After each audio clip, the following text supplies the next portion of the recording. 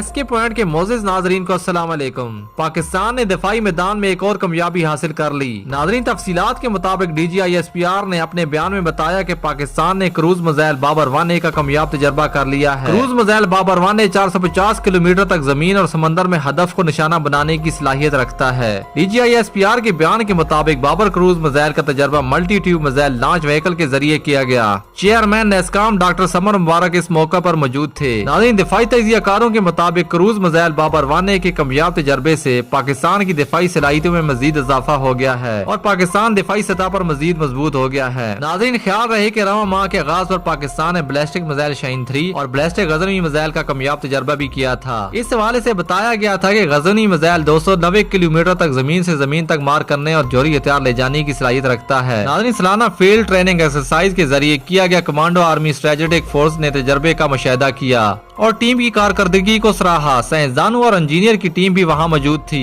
नाज़रीन, सदर मुमलिकत, वजीर आजम और अस्करी क़यादत ने कामयाब तजर्बे पर साइंसदानों और इंजीनियर को मुबारकबाद पेश की। क़यादत ने क्रूज मिसाइल बाबर 1A के कामयाब तजर्बे पर इज़हार मसरत करते हुए कहा कि साइंसदानों और इंजीनियर का मिसाइल तजर्बे की कामयाबी में कलीदी किरदार है। वीडियो पसंद आने की सूरत में हमारे चैनल को सब्सक्राइब करें, लाइक करें और दोस्तों के साथ वीडियो को शेयर भी करें। नाज़रीन, पाकिस्तान के इस कामयाब मिसाइल तजर्बे के बारे में आपकी क्या राय है, नीचे कमेंट सेक्शन में जरूर बताइएगा। मिलते हैं नेक्स्ट वीडियो में। टिल देन अपना बहुत सारा ख्याल रखिएगा। अल्लाह हाफिज।